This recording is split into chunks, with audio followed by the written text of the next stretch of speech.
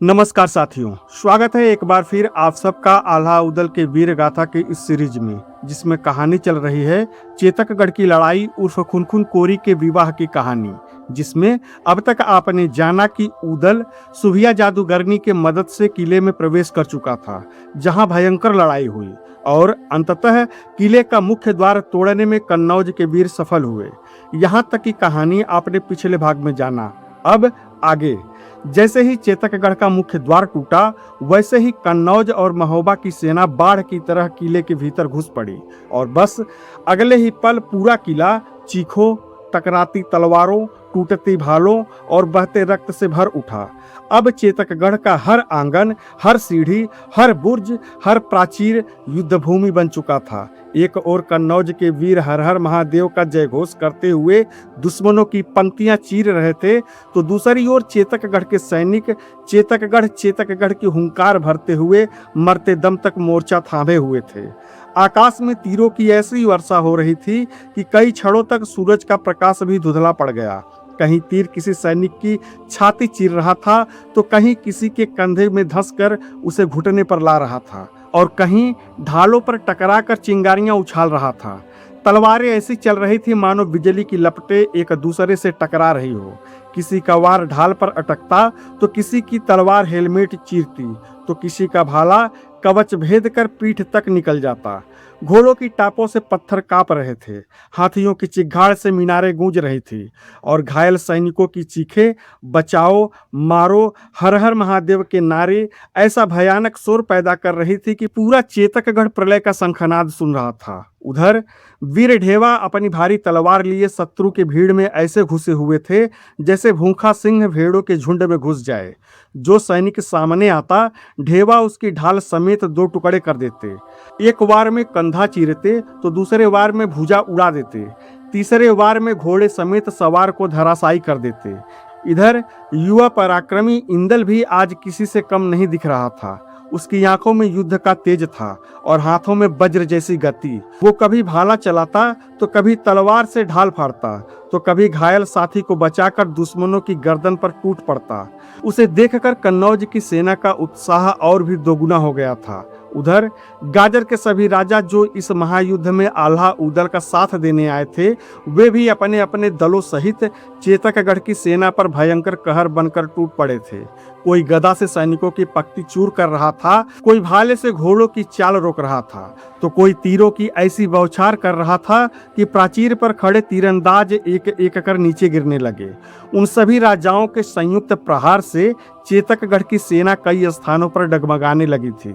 इसी बीच आल्हा अपने विशाल युद्ध हाथी पश्चावत पर सवार किले के भीतर आगे बढ़ते जा रहे थे। उनकी तलवार रक्त से लाल हो चुकी थी, आंखों में अग्नि जल रही थी। सामने जो भी आता वह या तो कटता या तो भागता। तभी धूल और धुएं के बीच से एक भारी, कठोर और गर्व से भरी आवाज गूंजी, ठहर जा आल्हा। तब आल्हा ने अपने हाथी को रोका और जब सामने देखा तो वहां लोहे के कवच में लिपटा विशाल ढाल और भारी तलवार लिए चेतकगढ़ का महाबली सेनापति अभिनंदन खड़ा था। उसकी आंखों में घृणा और चेहरे पर युद्ध का अहंकार और स्वर में खुली चुनौती थी। सेनापति अभिनंदन तलवार उठाकर गरजा, आल्हा, तूने द्वार तोड़कर समझ लिया कि चेतकगढ़ जीत लिया। तू चेतकगढ़ के सिंह द्वार से भीतर आया तो है, लेकिन यहाँ से जिंदा बाहर नहीं जा पाएगा। उसकी बात सुनकर आल्हा की भौहें तन गई। उन्होंने पश्चावत के माथे पर हाथ फेरा, फिर सिंहनाद किया, अभिनंदन, अभी तो हमने सिर्फ किले का द्वार तोड़ा है, परंतु अब तेरे अभिमान का किला भी तोड़ेंगे। आज या तो तू गिरेगा या चेतकगढ़ का यह आंगन मेरा रक्त देखेगा। अभिनंदन हंसा और बोला, बहुत सुनी है तेरी वीरता की कथा आल्हा, आज देखूंगा तेरी तलवार भारी है या चेतकगढ़ के सेनापति का हाथ। तब आल्हा ने तलवार आकाश में उठाई और कहा, बातों से युद्ध नहीं जीते जाते अभिनंदन, आजा, आज तुझे दिखाते हैं कि महोबा के वीर की मार कैसी होती है। बस फिर क्या था, अभिनंदन अपने घोड़े को एड़ लगाकर बिजली की तरह आगे बढ़ा और उधर आल्हा ने अपने हाथी पश्चावत को गर्जना के साथ आगे किया। पहला वार अभिनंदन ने ऊपर से किया। वह वार इतना भारी था कि अगर लगता तो साधारण योद्धा का सिर धड़ से अलग हो जाता, लेकिन वह आल्हा थे। उन्होंने झटके से ढाल उठा लिया और फिर ठन की आवाज के साथ ऐसी टक्कर हुई कि दोनों ओर चिंगारियां उड़ गई। दूसरे ही पल आल्हा ने पलटवार किया। उनकी तलवार बाईं ओर से घूमी और सीधा अभिनंदन की ढाल पर पड़ी। ढाल कांप गई। अभिनंदन का हाथ सुन्न हो गया, पर वह भी पीछे हटने वाला नहीं था। उसने घोड़े को घुमाकर आल्हा के हाथी के पेट की ओर भाला फेंका, पर पश्चावत ने क्षण भर में सूंड उठाकर उस वार को झटका दे दिया। फिर आल्हा दहाड़े और कहा, अच्छा वार था सेनापति, परंतु अब देख यह मेरा वार है। और फिर उन्होंने ऐसा प्रचंड वार किया कि अभिनंदन की ढाल बीच से दरक गई। अभिनंदन तिलमिला उठा। फिर उसने क्रोध में लगातार 3 वार किए, एक कंधे पर, एक गर्दन की ओर, एक हाथ पर। लेकिन आल्हा ने तीनों वार या तो रोके या तो खाली जाने दिया। अब आल्हा समझ चुके थे कि यह योद्धा बलवान है, पर उतना धैर्यवान नहीं। अभिनंदन क्रोध में अंधा होकर एक बार फिर पूरा जोर लगाकर ऊपर से तलवार चलाया। तब आल्हा ने जानबूझकर हल्का सा स्थान खाली छोड़ दिया, जिससे अभिनंदन को लगा कि अब वार सीधा आल्हा को लगेगा। फिर वह पूरी शक्ति से झपटा, पर उसी क्षण आल्हा झुके, तलवार को किनारे से मोड़ा और फिर एक ही भयानक पलटवार में आल्हा की तलवार अभिनंदन के कंधे से लेकर छाती तक ऐसे उतरी कि उसका कवच फट गया। अभिनंदन की आंखें फैल गई, हाथ से तलवार छूट गई, घोड़ा डगमगाया और अगले ही पल चेतकगढ़ का सेनापति अभिनंदन धरती पर गिर पड़ा। उसके गिरते ही आल्हा ने हर हर महादेव की गर्जना की। अब कन्नौज की सेना उफन पड़ी और चेतकगढ़ के सैनिकों के मन में पहली बार भय ने जगह बना ली थी। उधर किले के दूसरे हिस्से में लाखन राणा अपनी भूरी हथनी पर सवार भीतर की ओर बढ़ रहे थे। तभी उनका रास्ता रोककर एक भीमकाय चौड़े कंधों वाला विशाल गदा और ढाल लिए चेतकगढ़ का भयंकर सरदार बुल्लन सामने आ खड़ा हुआ। उसकी आंखें लाल थी, चेहरे पर दाढ़ी रक्त से सनी हुई थी और स्वर में नंगी चुनौती थी। बुल्लन गर्जा, लाखन राणा बहुत आगे बढ़ आए हो। यह चेतकगढ़ है। यहाँ की तलवारें सिर्फ चमकती नहीं, गर्दनें भी लेती हैं। तब लाखन राणा मुस्कुराए, एक ऐसी मुस्कान जिसमें तिरस्कार भी था और वीरता भी। बुल्लन, हमने द्वार तोड़कर प्रवेश किया है और अब हम रुकना नहीं जानते, इसलिए तू रास्ता छोड़ दे, वरना अभी यहीं तेरी गदा तेरे हाथ से और प्राण तेरे शरीर से अलग कर दूंगा। फिर बुल्लन ने गदा हवा में घुमाई और बोला, मुझे धमकी? मैं बुल्लन हूँ, कई वीरों की छाती फाड़ चुका हूँ और अब आज तेरी भूरी हथनी भी तुझे नहीं बचा पाएगी।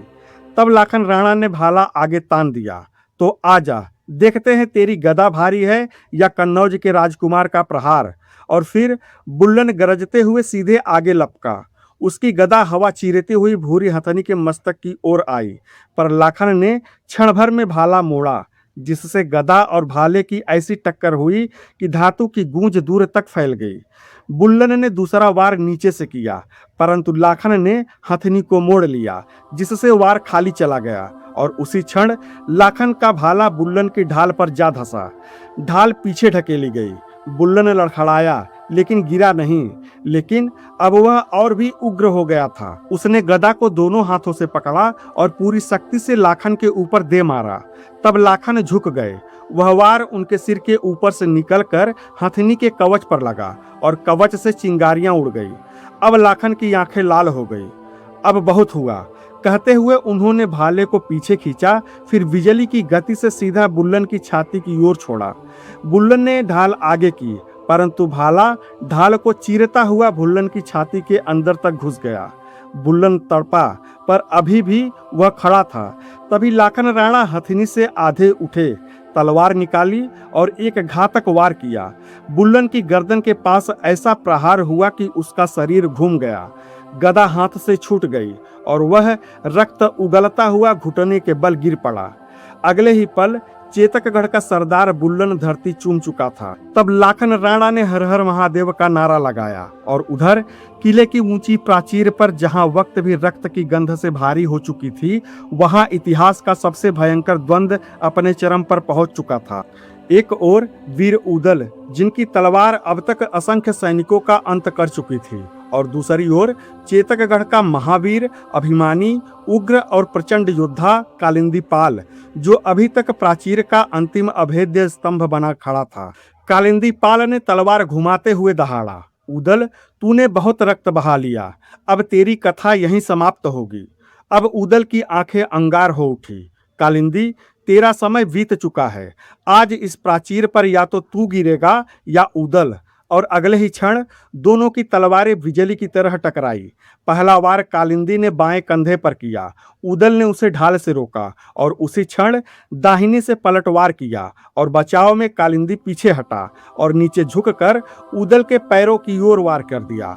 बचाव में उदल उछले और उछलते ही उदल की तलवार घूमी और कालिंदी के हेलमेट पर पड़ी और चिंगारियां उड़ पड़ी, जिससे कालिंदी पाल लड़खड़ाया पर तुरंत संभल गया। अब दोनों इतनी तेजी से वार पलटवार कर रहे थे कि देखने वालों को सिर्फ चमकती धारें दिख रही थी। कभी कालिंदी ऊपर से प्रहार करता तो कभी उदल के बगल से, कभी ढालें टकराती, कभी तलवारें फिसलती तो कभी दोनों पीछे हटते और फिर शेरों की तरह फिर से झपट पड़ते। प्राचीर के नीचे खड़े सैनिक सांस रोके इस महाद्वंद्व को देख रहे थे। इसी बीच नीचे से हर हर महादेव की गर्जना उठी। नारे सुनकर उदल समझ गए कि आल्हा और लाखन दोनों अपने अपने मोर्चे पर विजय पा चुके हैं। यह सुनते ही उदल के भीतर मानो 100 हाथियों का बल उमड़ पड़ा। उन्होंने दहाड़ कर कहा, कालिंदी, अब तेरे लिए कोई राह नहीं बची, अब तू सीधा यमलोक जाएगा। फिर कालिंदी ने भी अंतिम क्रोध में पूरा जोर लगाकर सीधा वार किया। उदल ने एक क्षण में उस वार को ढाल से रोका और जोर लगाकर ढाल को किनारे ढकेल दिया, जिससे कालिंदी का संतुलन बिगड़ गया और फिर उदल की तलवार बिजली की तरह घूमी और इस बार कालिंदी की हाथ से तलवार छूट गई। अब कालिंदी पाल पर अंतिम वार करने के लिए उदल ने अपनी तलवार ऊपर उठाई। वह प्रहार करने ही वाला था कि तभी उसे एक आवाज आई, ठहरो वीर उदल, इसे जान से मत मारो। मुझे अभी इससे अपने अपमान का बदला लेना है और मैं उस अपमान का बदला इसकी बहन राजकुमारी रचना से विवाह करके पूरा करूंगा, जिसके लिए इसका जीवित रहना बहुत जरूरी है। तब उदल ने पीछे मुड़कर देखा तो वहां खुनखुन कोरी और मदन गडेरिया खड़े मिले। उन्हें देख उदल के चेहरे पर एक मुस्कान फैल गई। तब उदल ने खुनखुन से कहा, हाँ, तुम्हारी बात सत्य है।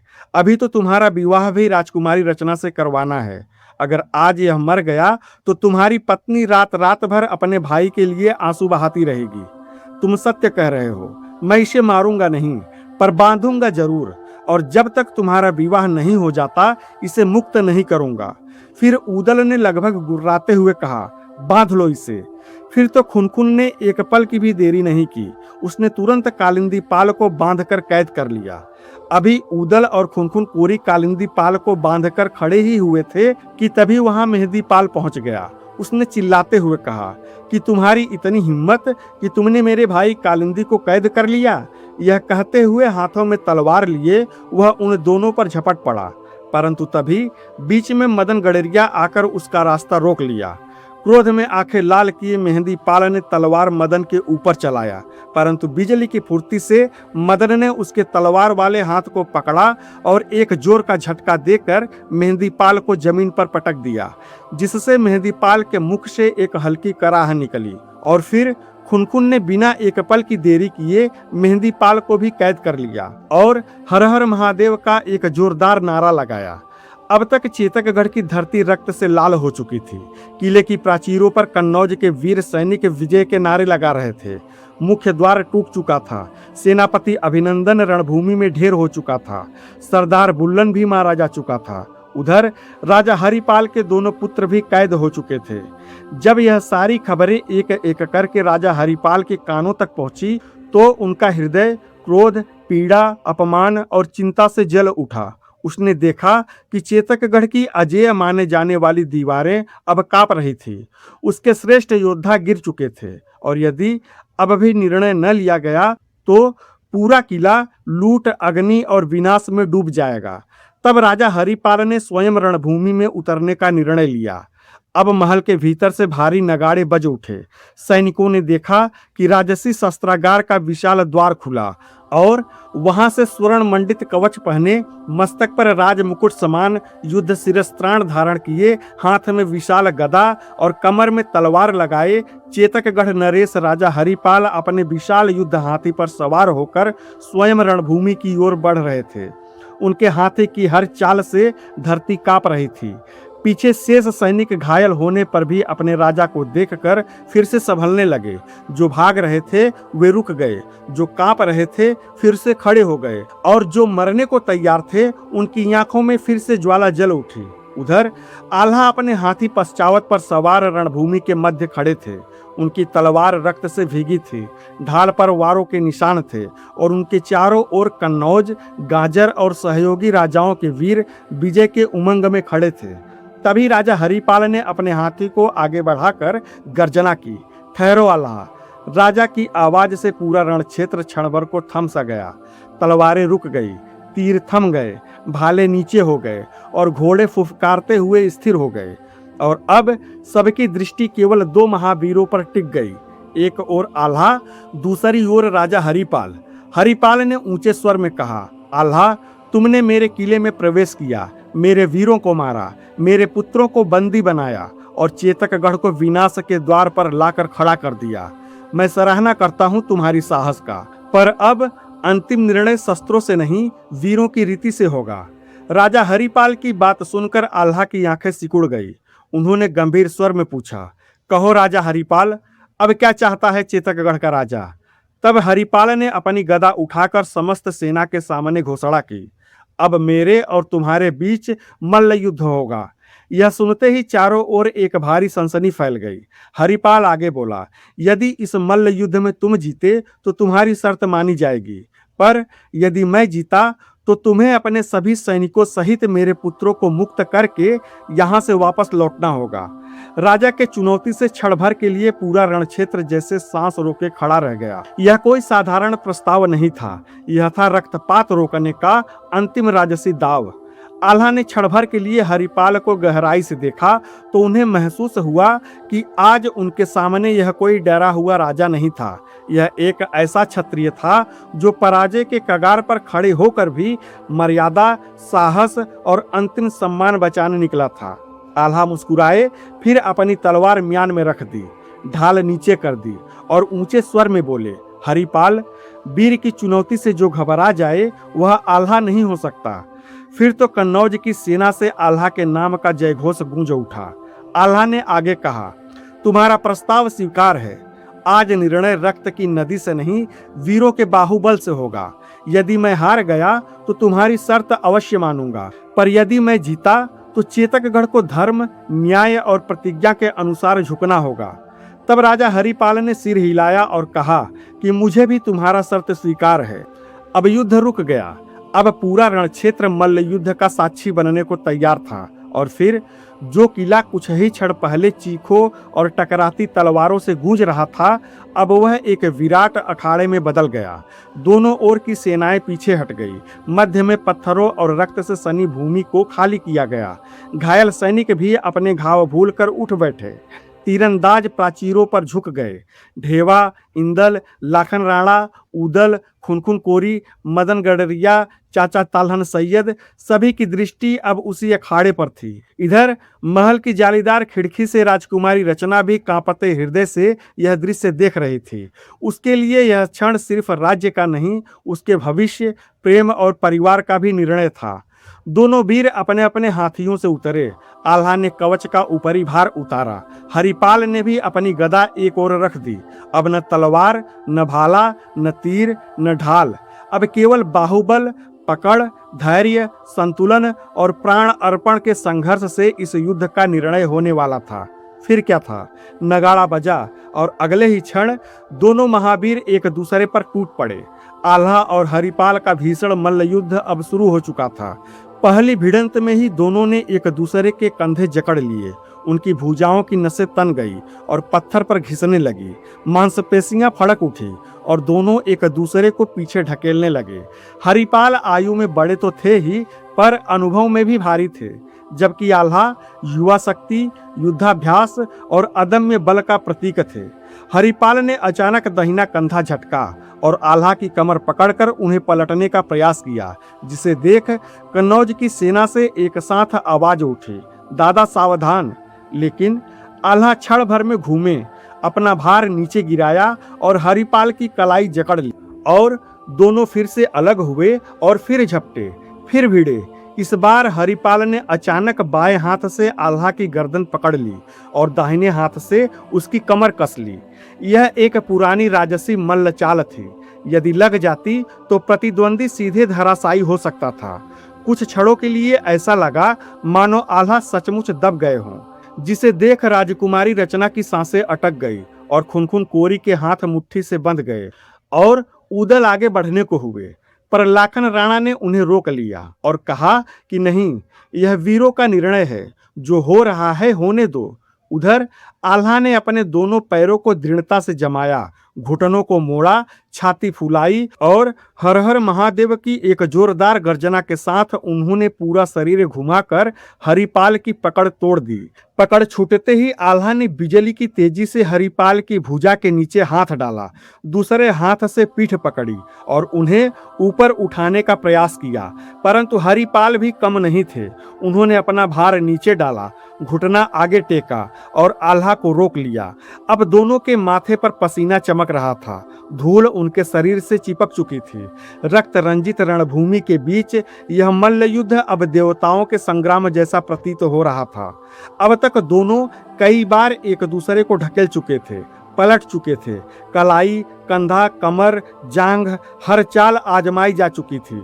लेकिन तभी हरिपाल ने एक बार फिर अपना पुराना अनुभव दिखाया। उन्होंने आल्हा के बाएं कंधे पर झटका दिया और दाहिने पैर से उनका संतुलन बिगाड़ने की कोशिश की, जिससे क्षण भर को आल्हा डगमगाए और चेतकगढ़ की सेना से उत्साह भरी गर्जना गूंज उठी। पर यही वह क्षण था जिसकी प्रतीक्षा आल्हा कर रहे थे। जैसे ही हरिपाल उन्हें नीचे दबाने को आगे झुके, आल्हा ने बिजली की गति से उनकी कमर के नीचे हाथ जमाया, दूसरे हाथ से कंधा रोका, पूरा शरीर मोड़ा और फिर ऐसा भयानक दाव लगाया कि राजा हरिपाल सीधे पीठ के बल धरती पर जा गिरे। पूरा रणक्षेत्र क्षण भर को स्तब्ध रह गया। हरिपाल उठने का प्रयास करते उससे पहले ही आल्हा ने उसकी छाती पर घुटना जमा दिया और गरज कर बोले, हरिपाल बस, मल्ल युद्ध का निर्णय हो चुका है। कुछ पल तक राजा हरिपाल आल्हा की पकड़ में जकड़े रहे। उन्होंने छूटने की कोशिश की, पर अब उनकी शक्ति जवाब दे चुकी थी। उनकी सांसें भारी हो गई, आंखों में थकान उतर आया और अंततः उन्होंने अपना दाहिना हाथ उठाकर संकेत दिया कि मैं पराजय स्वीकार करता हूं। बस इतना सुनना था कि कन्नौज, महोबा, गाजर और सहयोगी राजाओं की सेना से ऐसी गर्जना उठी कि चेतकगढ़ की दीवारें कांप उठी। जय आल्हा, जय उदल के नारे गूंज उठे। राजकुमारी रचना की आंखों में आंसू भर आए, पर वह आंसू सिर्फ भय के नहीं थे, उसमें राहत भी थी, क्योंकि अब शायद किला भी बच सकता था और उसका प्रेम भी। अब आल्हा धीरे से हरिपाल के ऊपर से हटे और उन्हें उठने का अवसर दिया। फिर वीरता के सम्मान में उन्हें हाथ पकड़कर खड़ा भी किया। यह देखकर दोनों ओर की सेनाएं आल्हा की मर्यादा पर प्रसन्न हो उठी। हरिपाल धूल और पराजय से भरे, किंतु अब भी राजसी गरिमा के साथ खड़े थे। तभी आल्हा ने गंभीर और गूंजते स्वर में कहा, राजा हरिपाल, तुमने वीर की भांति युद्ध किया, इसलिए तुम्हें अब भी सम्मान के साथ जीने का अवसर दिया जाएगा। फिर उन्होंने पूरे रणक्षेत्र के सामने अपनी शर्त रखी। यदि तुम अपनी जान, अपने शेष बचे सैनिकों के प्राण और चेतकगढ़ को लूट और विनाश से बचाना चाहते हो तो सुनो, मेरी पहली शर्त, 12 वर्षों का जो बकाया कर है उसे ईमानदारी से जोड़कर पूरा का पूरा अदा करो। दूसरी शर्त, अपनी पुत्री राजकुमारी रचना का विवाह वीर खुनखुन कोरी से राज सम्मान के साथ कराओ। और तीसरी बात, इसके बाद चेतकगढ़ और कन्नौज की प्रतिज्ञा के अनुसार शांति, सम्मान और अधीनता का मार्ग स्वीकार करो। हरिपाल के पास अब कोई दूसरा मार्ग नहीं था। पूरा रणक्षेत्र फिर से मौन हो गया। सभी की निगाहें अब राजा हरिपाल पर टिक गई। एक ओर उनकी पराजय, दूसरी ओर उनके दोनों पुत्र कैद, तीसरी ओर किले के टूटे द्वार, मरे हुए सेनापति और चौथी ओर पूरी तरह विजयी खड़ी आल्हा उदल की महाशक्ति थी। हरिपाल ने क्षण भर के लिए महल की ओर देखा, मानो वहां से रचना की व्याकुल दृष्टि उन्हें पुकार रही हो। फिर उन्होंने धीरे धीरे सिर झुका दिया और कहा, महावीर आल्हा, मैं तुम्हारी शर्त स्वीकार करता हूँ। यह सुनते ही चेतकगढ़ के शेष सैनिकों ने अपने अपने शस्त्र नीचे रख दिए। अब युद्ध समाप्त हो चुका था, रक्तपात रुक चुका था और चेतकगढ़ विनाश के किनारे से लौट आया था। प्रतिज्ञा के परिणाम स्वरूप हरिपाल के पुत्र मुक्त किए गए। आल्हा ने तुरंत आदेश दिया कि बंदी बनाए गए दोनों राजकुमारों को सम्मान सहित लाया जाए। कुछ ही देर में राजा हरिपाल के दोनों पुत्र सुरक्षित अवस्था में लाकर उनके सामने प्रस्तुत किए गए। उनके हाथ खोले गए, बंधन हटाए गए और फिर आल्हा ने स्वयं कहा, तुम्हारे पिता ने वीरता से युद्ध किया है, जाओ, आज से तुम शत्रु नहीं, प्रतिज्ञा के साक्षी हो। राजा हरिपाल की आंखों में क्षण भर को नमी आ गई। उन्हें समझ आ चुका था कि आल्हा केवल विजेता नहीं, महावीर और धर्मवीर भी है। युद्ध के कुछ दिन बाद ही एक शुभ तिथि निश्चित की गई, राजकुमारी रचना और खुनखुन कोरी के विवाह के लिए। चेतकगढ़, जो कुछ दिन पहले तक रक्त और धुएं से भरा था, अब फिर से सजने लगा। टूटे द्वार की मरम्मत हुई, महल धोया गया, दीवारों पर केसर और चंदन के चिन्ह लगाए गए। आंगन में आम्र पल्लव और बंदनवार सजे, दीपों की पक्तियां जली। जहां नगाड़ों की जगह अब सहनाइयां बजने लगी। और फिर उस ऐतिहासिक दिन राजसी वैभव के साथ हजारों दीपों, पुष्प वर्षा, वैदिक मंत्रों और मंगल ध्वनि के बीच राजकुमारी रचना का विवाह वीर खुनखुन कोरी से संपन्न हुआ। खुनखुन कोरी आज किसी साधारण वीर की तरह नहीं, बल्कि विजयी, सम्मानित और भाग्य विजेता वर की तरह सुसज्जित खड़े थे। राजकुमारी रचना राजसी वधु वेश में लाल स्वर्ण आभूषणों से सजी, आंखों में संकोच, प्रेम और संतोष लिए मंडप में आई। जब दोनों ने एक दूसरे को वरमाला पहनाई तो पूरा चेतकगढ़ जयघोष से गूंज उठा।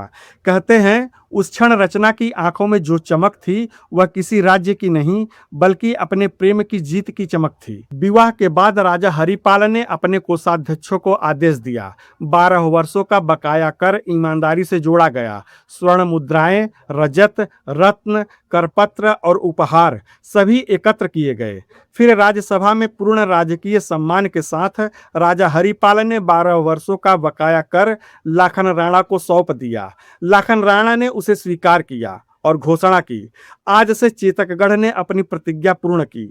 यह कर केवल धन नहीं, वीरता, पराजय की मर्यादा और सत्य की स्वीकृति का प्रतीक है। फिर राजा हरिपाल ने अपनी पुत्री रचना के लिए अपना राजकोष खोल दिया। दिल खोलकर राजा ने कन्यादान दिया और फिर ससम्मान अपनी पुत्री का डोला कन्नौज के लिए विदा किया। जब सभी वीर जीत की गूंज और विवाह की मंगल गीत के साथ चेतकगढ़ से कुछ दूर पहुंचे, तब जादूगरनी सुभिया ने ऊदल से रुकने का आग्रह किया और वह ऊदल से बोली कि अब मैं अपने महल जाना चाहती हूँ। आपका कार्य पूर्ण हो गया है, इसलिए मुझे भी जाने की आज्ञा दे। तब ऊदल ने भावुक होकर कहा, सुभिया, यह जीत बिना तुम्हारे नहीं हो सकती थी। फिर सुभिया ने सभी बड़ों को प्रणाम किया और नम आंखों से ऊदल से बोली कि अगला मिलन कब होगा। तब ऊदल ने कहा कि कन्नौज पहुंचने पर बहुत जल्द ही तुमसे मिलने का प्रयास करूंगा। फिर मन में एक बार फिर से मिलन की आशा लिए सुभिया जादूगरनी वहां से अपने महल के लिए प्रस्थान कर गई और सभी वीर ढोल और नगाड़े बजाते हुए अपनी मंजिल की ओर निकल पड़े। चेतकगढ़ की इस महागाथा ने यह सिद्ध कर दिया कि जहां वीरता होती है वहां विजय मिलती है, जहां मर्यादा होती है वहां शांति जन्म लेती है और जहां सच्चा प्रेम होता है वहां अंततः इतिहास भी झुक जाता है। तो साथियों, इस प्रकार आल्हा ऊदल के वीर गाथा के इस सीरीज की चेतकगढ़ की लड़ाई उर्फ खुनखुन कोरी के विवाह की यह कहानी यहाँ पूर्ण होता है। फिर मिलता हूँ इस सीरीज के अगले कहानी के साथ। तब तक के लिए वीडियो को लाइक करें, चैनल को सब्सक्राइब करें और पीछे की कहानी जानने के लिए प्लेलिस्ट अवश्य देखें। धन्यवाद। जय हिंद।